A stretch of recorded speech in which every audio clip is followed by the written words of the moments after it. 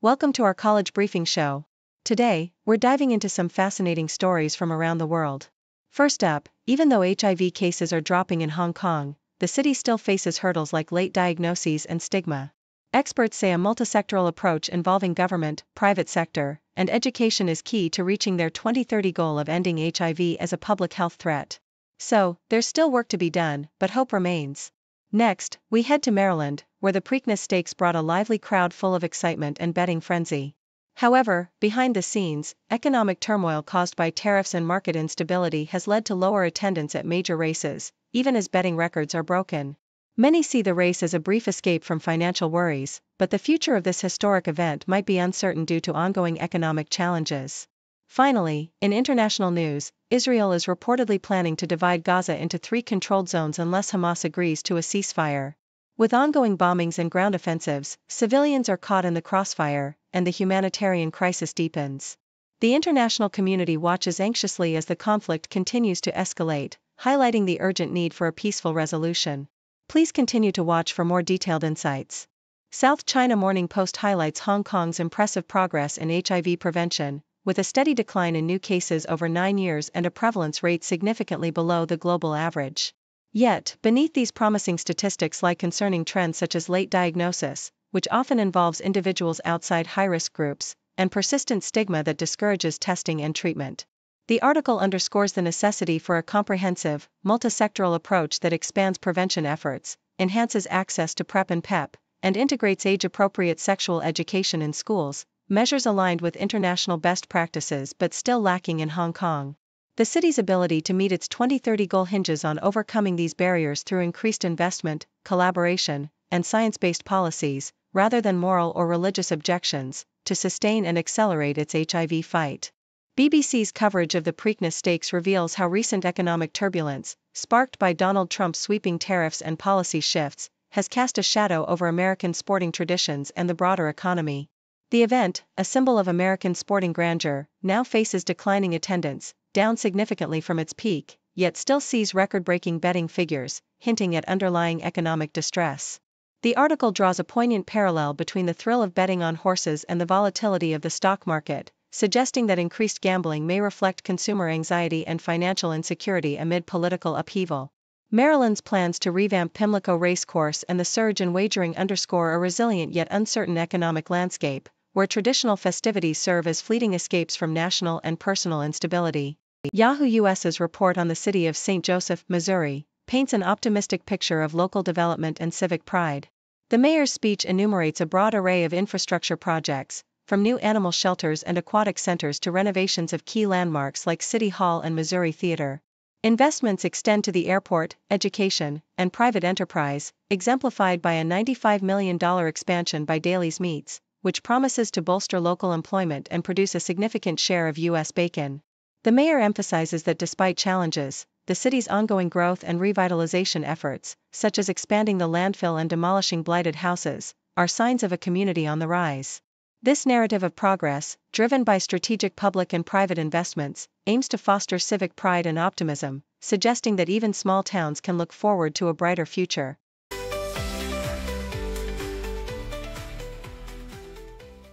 The Globe and Mail reports a startling incident involving the Mexican Navy's training vessel, Cuauhtémoc, which collided with the Brooklyn Bridge during a promotional tour in New York City.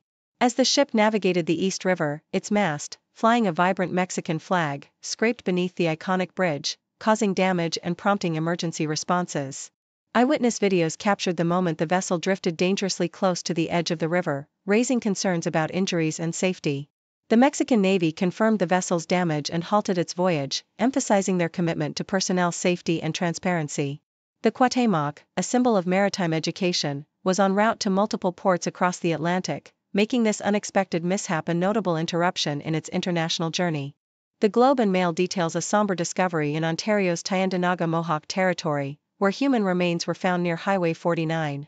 Police responded swiftly to the scene, noting that the remains appeared to have been there for an extended period, prompting a forensic investigation involving multiple agencies, including the Ontario Forensic Pathology Service. While police assured the public there was no immediate safety threat, they increased their presence in the area to aid the investigation. Authorities are appealing to the community for any information that could shed light on the circumstances surrounding the remains, highlighting the ongoing efforts to uncover the story behind this unsettling find. In Palm Springs, California, a devastating explosion at a fertility clinic has left one person dead and caused widespread destruction. Authorities believe the blast was deliberate, possibly a car explosion, though the motive remains unclear. The explosion severely damaged the clinic, with a burned vehicle in the vicinity and debris scattered across the street, yet the IVF lab and stored embryos remained unharmed. Eyewitnesses described a massive boom that rattled the area, with one bystander rushing to assist amid the chaos. The FBI and other agencies responded quickly, deploying bomb technicians and evidence teams to investigate the scene. The incident has cast a dark shadow over this upscale desert community, known for its celebrity residents and luxurious resorts, as investigators work to determine the true cause behind this tragic act of violence.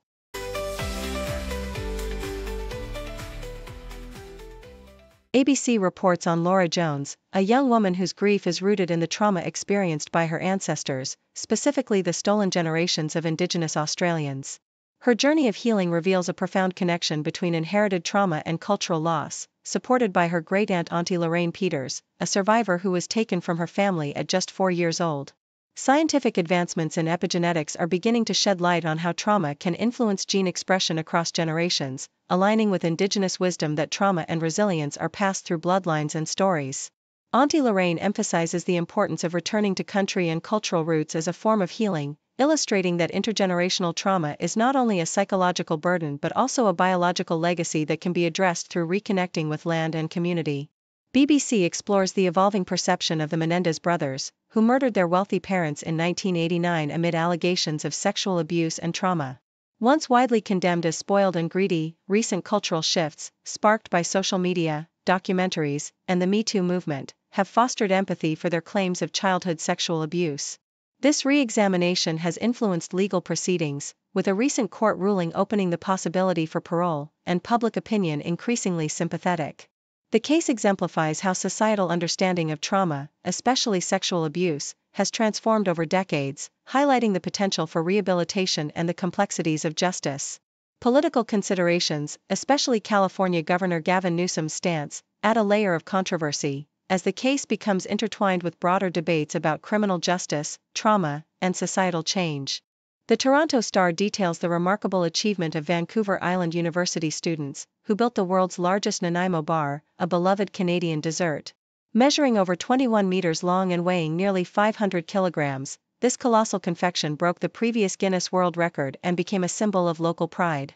The project, inspired by a desire to promote the city's culinary heritage, involved extensive collaboration among students and faculty, and served as a practical learning experience. Beyond setting a record, the event raised funds for new culinary equipment and celebrated Nanaimo's cultural icon, which has even been recognized on an international stage, including a feature at a U.S. presidential dinner. The event exemplifies community spirit, innovation in education, and the enduring cultural significance of a sweet treat that brings people together and puts Nanaimo on the world map.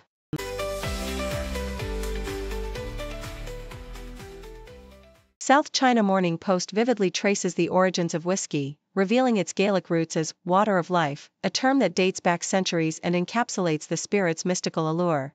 The story unfolds from ancient Mesopotamian distillation practices around 3500 BC, through Roman, Chinese, and Arab innovations, illustrating how civilizations worldwide harnessed the power of distillation for medicinal and recreational purposes. The term aqua vitae, first documented in 13th century Europe and Latinized as water of life, highlights the long-standing fascination with spirits that were believed to possess magical, healing properties. As the centuries passed, this rich history cemented whiskey's cultural significance, with Scottish and Irish Gaelic terms like Ys Beatha evolving into the modern whiskey, often enjoyed neat, unadorned and at room temperature, embodying purity and tradition.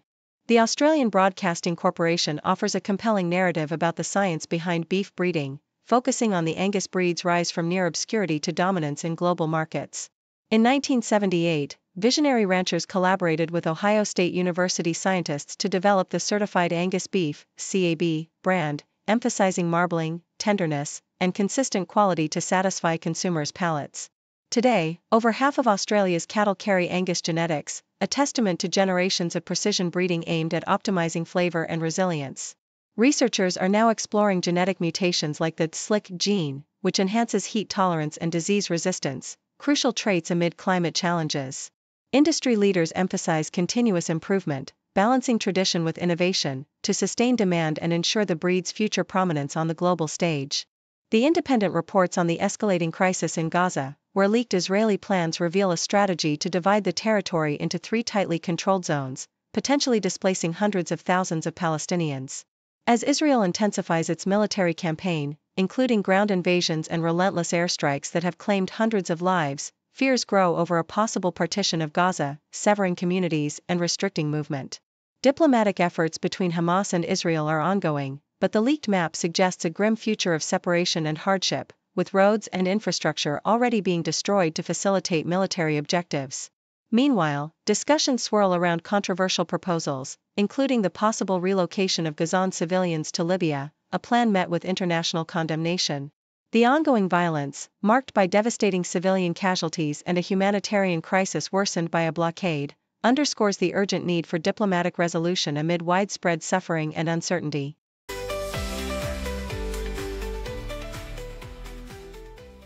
The Australian Broadcasting Corporation reports a significant revival in agricultural education in Western Australia, exemplified by a West Australian secondary school in Boyup Brook that has reintroduced farming classes after a 20-year hiatus. This initiative offers students practical farm experience, including opportunities to visit local farms and learn about diverse agricultural systems, fostering a deeper connection to the land and industry.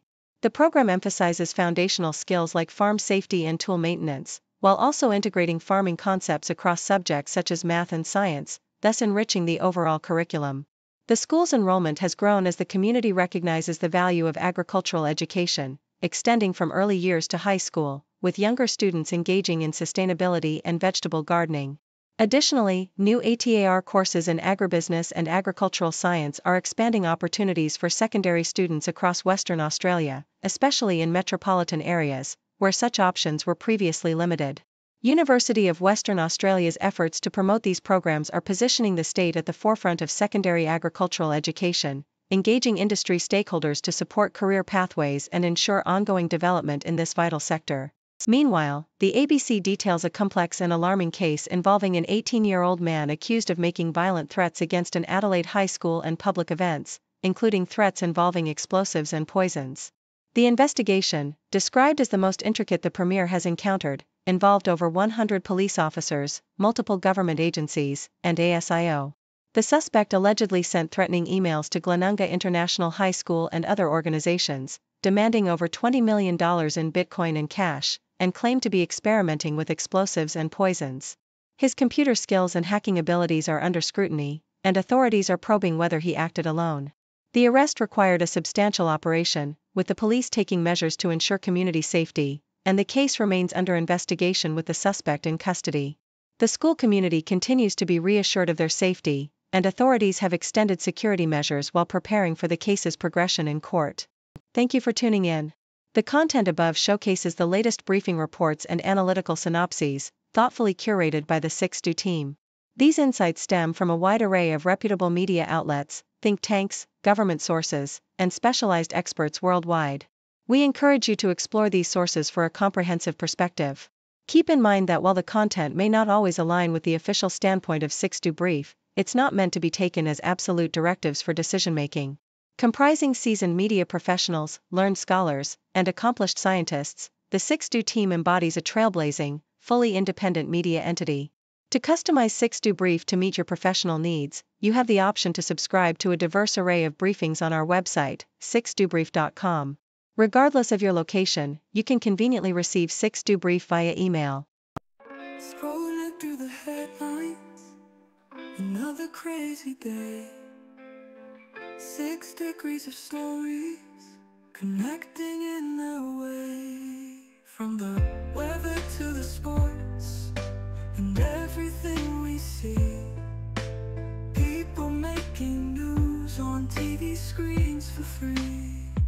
6 degree world, where the news comes in a whirl. Every story ties together like a ribbon in a twirl. Sit back and watch it all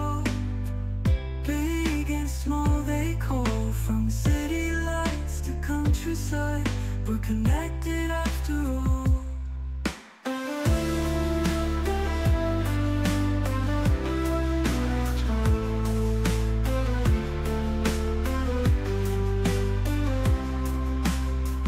A laugh, a cry, a sigh, news is flying high. From city lights to countryside, we're connected after all.